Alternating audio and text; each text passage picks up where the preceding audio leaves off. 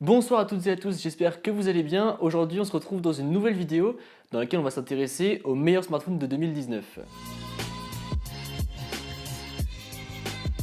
Bon, à la base, je voulais faire un top 10 des meilleurs smartphones de 2019, comme j'avais pu le faire en 2017 et en 2018.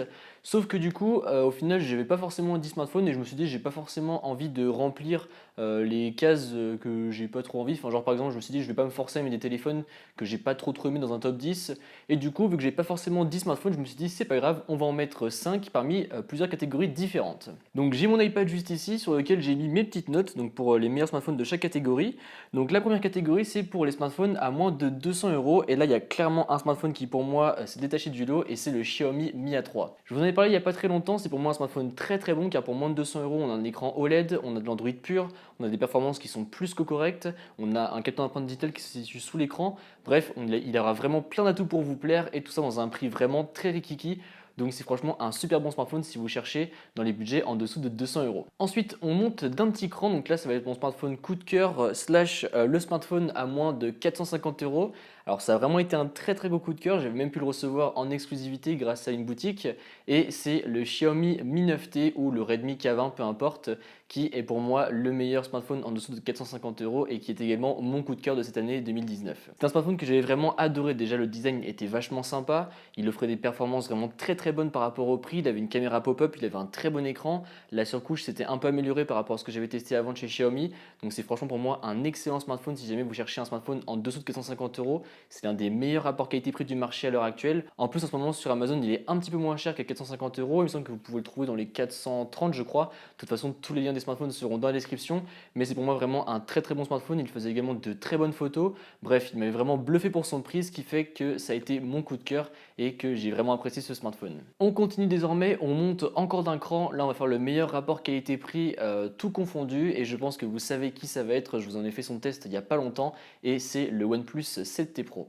Pourquoi le OnePlus 7T Pro? Parce qu'il offre tout ce qui se fait de mieux à l'heure actuelle sur un smartphone et le tout pour 750 euros et je trouve ça vraiment dingue. Déjà, OnePlus, c'est des smartphones qui de base j'aime beaucoup, je les suis depuis le OnePlus One et la surcouche est de mieux en mieux avec OxygenOS, franchement c'est très cool. Il offre de bonnes photos, il a un beau design, il a une recharge ultra rapide et il a des performances juste incroyables. Des haut-parleurs stéréo, un écran à 90 Hz, bref, franchement, c'est pour moi un des meilleurs smartphones de cette année 2019. Et si vous voulez vraiment le meilleur rapport qualité-prix, franchement, checkez ce OnePlus 7T Pro parce qu'il est vraiment très bon. Et c'était juste un plaisir pour utiliser ce smartphone. Donc j'étais vraiment satisfait et conquis de ce smartphone. Pour moi, il manque juste 2-3 petites choses pour qu'il soit parfait. Déjà, c'est la recharge sans fil. Ça, je trouve ça vraiment dommage que ça ne soit pas intégré à ce OnePlus 7T Pro. Donc j'espère vraiment que ça va l'être sur le OnePlus 8. Et puis, tant qu'à faire, la recharge inversée ainsi qu'une réelle certification contre l'eau et la poussière. Et là, ce serait pour moi vraiment l'un des meilleurs smartphones, toutes catégories confondues, même pas forcément rapport qualité-prix, mais un des meilleurs smartphones. Donc voilà, j'ai vraiment hâte de voir ce que OnePlus va nous faire avec le futur OnePlus 8. Ensuite, meilleur rapport qualité-prix, mais du coup, cette fois-ci, côté iPhone, eh bien, ça sera l'iPhone 11. Alors, je sais pas trop dans quelle catégorie caser cet iPhone 11 pour être honnête avec vous, mais c'est vraiment un excellent smartphone. À part son écran qui est un écran HD, tout le reste est juste incroyable. Vous avez des performances très bonnes, il fera de très bonnes photos, et il a un design très beau. Personnellement, j'aime beaucoup avec ses belles couleurs. Personnellement, j'aime bien. Alors, je sais que certains n'aiment pas parce qu'ils trouvent que ça fait pas forcément très premium, mais je trouve que les couleurs ça change un peu et puis ça permet de se différencier un peu des autres. Donc, personnellement, j'ai beaucoup apprécié. Il y a de très bonnes performances. Il a iOS qui va vous tenir plusieurs années. Je crois que c'est 5 ans de mise à jour. Voilà, franchement, c'est un très bon smartphone. Il a la recharge sans fil, il est résistant à l'eau et à la poussière.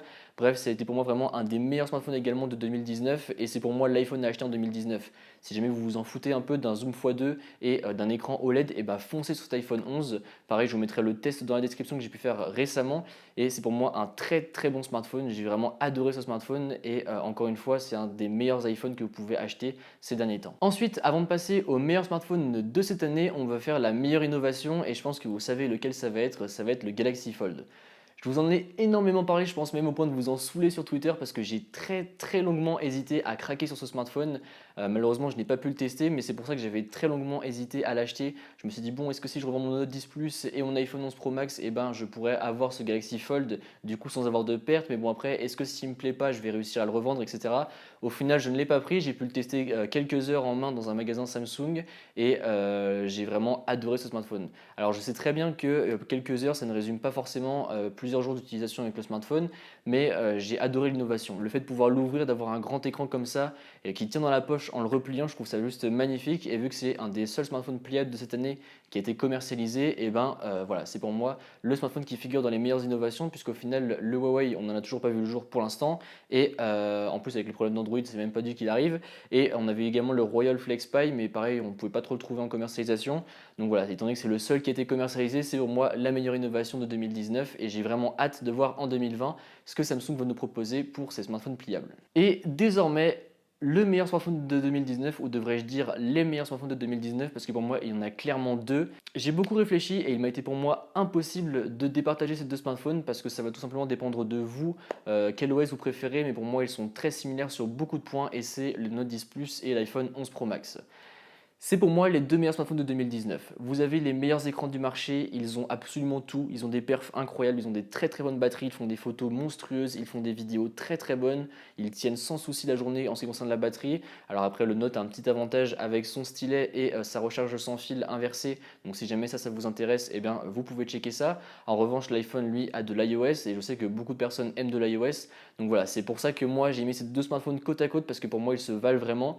Ça va être une grosse question de préférence au final sur ces smartphones parce que ça va jouer sur l'OS, la façon dont vous aimez comment les photos sont traitées, si vous préférez plus le design un peu boxy ou rectangulaire comme vous préférez. Bref, voilà, c'est pour moi vraiment les deux meilleurs smartphones de 2019 et les deux sont excellents. Donc voilà, j'arrivais pas à choisir encore une fois, donc c'est pour moi ces deux meilleurs là qui remportent cette année 2019. En tout cas, voilà pour 2019. J'ai vraiment hâte à 2020 pour encore plus de comparatifs, encore plus de tests. Même si c'est en 2020, je me focaliserai plus vraiment sur les smartphones qui me font envie et que j'ai envie de tester parce que là, j'ai accepté beaucoup de smartphones, même certains qui ne me faisaient pas forcément très envie. Donc en 2020, je me fais plaisir et je vous ferai plaisir également en proposant d'autres types de vidéos, toujours dans la tech, mais vous verrez, ça va changer un petit peu. Ça va être super cool. Il y aura toujours plein de smartphones, mais avec d'autres petits bonus en plus. Donc voilà, vous allez voir, ça va arriver très bientôt. En tout cas, merci à vous pour cette année 2019. Il y aura encore une vidéo en 2019. Sur ce, je vous dis à la prochaine. N'hésitez pas à vous abonner, à mettre un pouce bleu et à me suivre sur les réseaux sociaux qui se trouveront dans la description. Allez, salut!